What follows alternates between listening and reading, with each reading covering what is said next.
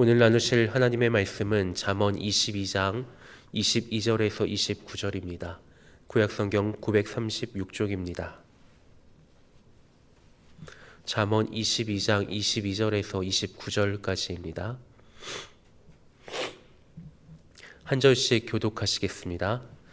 약한 자를 그가 약하다고 탈취하지 말며 곤고한 자를 성문에서 압제하지 말라. 대저 여호와께서 신원하여 주시고 또 그를 노략하는 자의 생명을 빼앗으시리라. 노를 품는 자와 사귀지 말며 울분한 자와 동행하지 말지니 그의 행위를 본받아 내 영혼을 올무에 빠뜨릴까 두려움이니라. 너는 사람과 더불어 손을 잡지 말며 남의 빚에 보증을 서지 말라. 만일 갚을 것이 내게 없으면 내 누운 침상도 빼앗길 것이라. 내가 어찌 그리 하겠느냐. 내 선조가 세운 옛 지게석을 옮기지 말지니라. 내가 자기의 일에 능숙한 사람을 보았느냐. 이러한 사람은 왕 앞에 설 것이요 천한 자 앞에 서지 아니하리라. 아멘.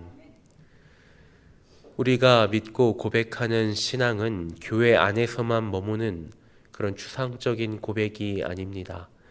월요일 아침에 직장에서도, 또 퇴근 후에 집에서도, 물건을 사는 마트에서도 이웃과 관계를 맺는 일상 속에서 구체적인 삶의 열매로 나타나야 합니다.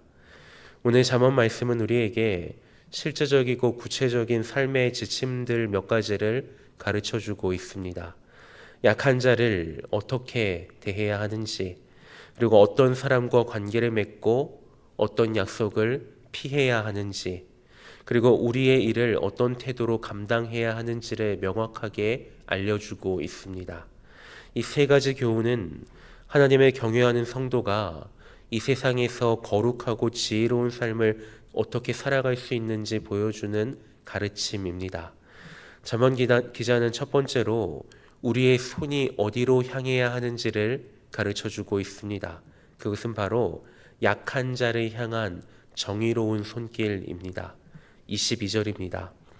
약한 자를 그가 약하다고 탈취하지 말며 곤고한 자를 성문에서 압제하지 말라. 누가 약하다고 해서 탈취하지 말고 곤고한 자를 성문에서 압제하지 말라고 명령합니다. 성문은 고대 사회에서 재판이 이루어지던 공적인 장소였습니다. 즉 힘과 법을 이용하여서 가난하고 연약한 자들의 것을 빼앗거나 억울하게 만드는 모든 행위를 금하는 것입니다. 세상은 약육강식의 논리를 따릅니다. 약하면 빼앗기는 것이 당연하고 힘이 있으면 더 가지는 것이 지혜라고 말합니다. 약한 사람이 빼앗기면 긍휼히 여길 수는 있어도 어쩌겠느냐며, 그러니 눈물을 삼키고 힘을 기르라고 말합니다. 힘이 있는 사람이 더 가지지 못하고 나누고 베푸는 삶을 살고 있으면 의아하게 생각하며 조금 모자란 것이 아니냐며 뒤에서 손가락질하거나 무슨 숨겨둔 속내가 있으리라고 생각하곤 합니다. 그러나 하나님의 말씀은 정반대입니다. 본문은 약하다는 것이 착취의 이유가 될 수 없으며 오히려 더욱 보호해야 할 대상임을 분명히 경고하고 있습니다. 23절이 그 이유를 설명합니다. 대저 여호와께서 신원하여 주시고 또 그를 노략하는 자의 생명을 빼앗으시리라. 이유가 너무나 명확합니다. 신원하다의 사전적 뜻은 가슴에 맺힌 원한을 풀어버리다입니다.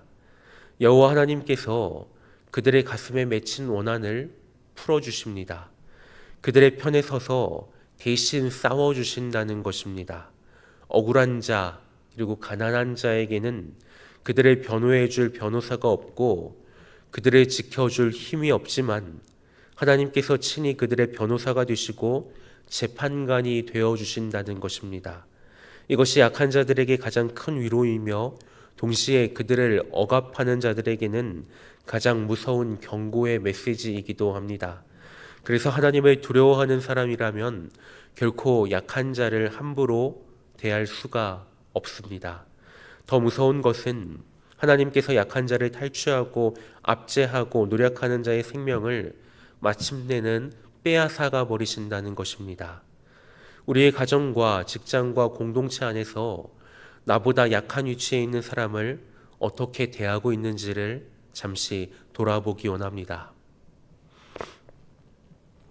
나의 만족과 유익을 위하여 그들의 희생을 당연하게 여기고 있지는 않습니까? 하나님께서 그들의 편에 서 계심을 기억하며 정의와 긍휼의 손을 내미는 우리가 될 수 있기를 소원합니다. 잠언 기자는 두 번째로 우리의 발걸음과 관계가 어디를 향해야 하는지 가르쳐주고 있습니다. 24절에서 25절입니다. 노래 품는 자와 사귀지 말며 울분한 자와 동행하지 말지니 그의 행위를 본받아 내 영혼을 올무에 빠뜨릴까 두려움이니라. 특별히 피해야 할 행동에 대해서 경고하고 있습니다. 노를 품는 자, 즉 분노를 쉽게 터뜨리고 마음속에 울분을 품고 살아가는 사람들입니다.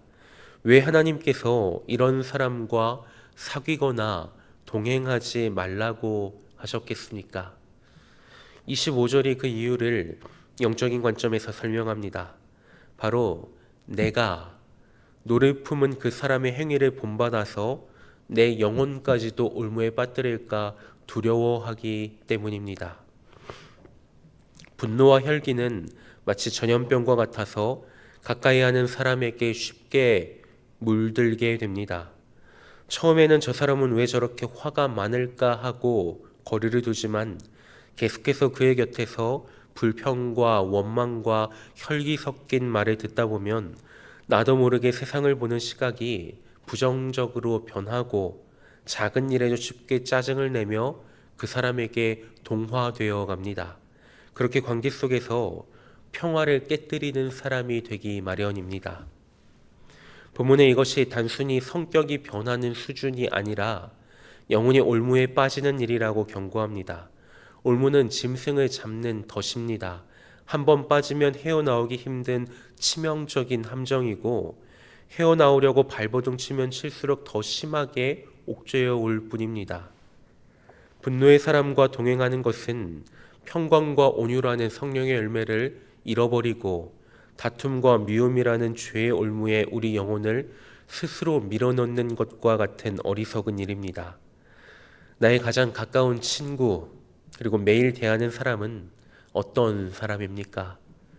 그와의 만남이 내 마음에 평안을 주고 있습니까? 아니면 분노와 불안과 불평만이 남아 있습니까? 우리의 영혼을 지키기 위하여 지혜로운 관계의 거리를 설정하는 것이 우리에게 필요합니다. 이제 잠언 기자는 관계의 지혜를 넘어서 경제적인 약속의 문제로 구체적으로 들어갑니다. 26절입니다. 너는 사람과 더불어 손을 잡지 말며 남의 빛에 보증을 서지 말라. 본문이 기록된 배경인 고대 근동 사회에서 손을 잡는 것은 계약을 체결하는 공식적인 행위였습니다. 즉 다른 사람의 빛에 대해 내가 대신 그 빛을 갚아주겠다고 책임지는 보증 행위를 하지 말라는 것입니다. 물론 우리는 어려움에 처한 이웃을 도와야 하는 책임이 있습니다. 그러나 성경이 금하는 보증은 자신의 능력을 넘어서는 무책임한 행위 혹은 인정에 이끌려 상황을 제대로 분별하지 못하고 섣불리 맺는 그런 언약을 의미합니다. 왜 이것이 그렇게나 어리석은 일이겠습니까? 27절에서 그 결과를 너무나 현실적으로 보여주고 있습니다. 27절입니다. 만일 갚을 것이 내게 없으면 내 누운 침상도 빼앗길 것이라 내가 어찌 그리하겠느냐. 침상은 한 사람의 삶에 있어서 가장 기본적인 안식처이자 최소한의 재산을 의미하고 있습니다. 그것마저 빼앗긴다는 것은 한순간의 잘못된 약속 때문에 나 자신은 물론 내 가족의 삶 전체가 파탄에 이를 수 있다는 끔찍한 경고입니다. 말씀은 우리에게 되묻습니다. 내가 어찌 그리하겠느냐? 왜 그런 명백한 위험 속으로 스스로 걸어 들어가려 하느냐는 것입니다. 감정에 치우친 동정심이나 자신의 능력을 과신하는 교만이 얼마나 어리석은 결과를 낳게 되는지를 보여주고 경고하고 있는 것입니다. 하나님께서 우리에게 허락하신 재물을 지혜롭게 관리하고 내 가정의 울타리를 든든히 지키는 것 또한 중요한 청지기의 사명입니다. 긍휼을 베푸는 것과 지혜 없이 재정을 얽어매는 것은 전혀 다른 문제입니다. 그래서 우리는 기도하면서 분별해야 하는 것입니다. 무엇이 지혜로운 삶의 모습인지를 말입니다. 마지막으로 잠언 기자는 우리의 일하는 손에 대해서 교훈합니다. 28절에서 29절입니다. 내 선조가 세운 옛 지게석을 옮기지 말지니라. 내가 자기의 일에 능숙한 사람을 보았느냐? 이러한 사람은 왕 앞에 설 것이요 천한 자 앞에 서지 아니하리라. 지게석은 토지를 경계를 표시하는 돌입니다. 이것을 몰래 옮기는 것은 이웃의 재산을 훔치는 탐욕적이고 부정직한 행위입니다. 지게석을 옮기지 말라는 것은 하나님께서 세우신 그 질서를 존중하고 정직한 방법으로 살아가라는 말입니다. 이러한 정직함의 기초 위에 29절은 성실함과 더불어 능숙함을 요구하고 있습니다. 29절에서 능숙하다는 말은 단순히 재주가 좋다는 의미를 넘어서 맡겨진 일에 부지런하고 신속하며 책임감이 강한 태도를 포함합니다. 자기 일에 능숙하다는 것은 꾀가 많아서 일만 잘하는 것을 의미하지 않습니다. 주위 사람들까지도 아우르는 카리스마입니다. 하나님께서는 우리가 주어진 일상의 일터와 가정과 교회에서 성실하게 그리고 능숙하게 주어진 일을 감당하기를 원하십니다. 그 결과가 바로 왕 앞에 서는 것입니다. 이것이 단순히 세상적인 성공을 보장한다는 의미는 아닙니다. 자신의 자리에서 능숙하게 그리고 묵묵히 최선을 다하는 성실함은 하나님께서 반드시 귀하게 보시고 그 사람을 높여서 영향력 있는 자리에 세우신다는 것입니다. 우리 일터는 돈벌이 수단이기 이전에 우리의 성실함과 정직함을 통해서 하나님께 영광 돌리는 삶의 예배를 드릴 수 있는 현장입니다. 오늘 말씀은 세 가지를 명확히 보여줍니다.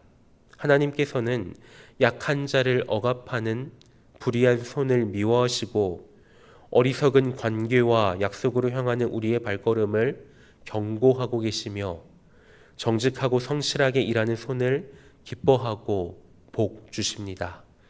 결국 우리 삶 전체가 하나님 앞에서 드려지는 삶의 예배자가 되어야 합니다. 약한 자를 향한 긍휼의 마음, 지혜로운 관계를 맺는 분별력, 그리고 맡겨진 일에 대한 성실함, 이 세 가지가 적절히 균형을 이룰 때 우리는 세상 속에서 나는 물론이고 성도를 온전하게 하는 그 일에 주님의 통로로 살아갈 수 있게 될 것입니다. 오늘 하루 우리의 손과 발이 어디를 향하고 있는지 돌아보십시다. 우리를 붙잡아 주신 그 은혜의 감격함으로 정의와 지혜 그리고 성실함의 길을 걸어가며 하나님께서 예비하신 복의 통로로 살아가는 우리 모두가 되시기를 소망합니다. 기도하시겠습니다. 하나님 아버지, 오늘 말씀을 통해 우리의 손과 발, 우리의 관계와 일상이 어떠해야 하는지를 깨닫게 해주셔서 감사드립니다. 저희가 약한 자를 억압하는 죄를 범하지 않게 하시고 오히려 그들의 편에 서서 위로하고 돕는 주님의 손길이 되게 하여 주시옵소서. 지혜 없는 자들과 동행하며 영혼의 올무에 빠지지 않게 지켜주시고 저희에게 맡겨주신 모든 일을 정직하고 성실하게 감당함으로 하나님께 영광 돌리게 하여 주시옵소서. 그리하여 세상 속에서 그리스도의 빛을 드러내는 복된 인생, 주님의 통로가 되게 하여 주시옵소서. 예수님의 이름으로 기도드립니다. 아멘.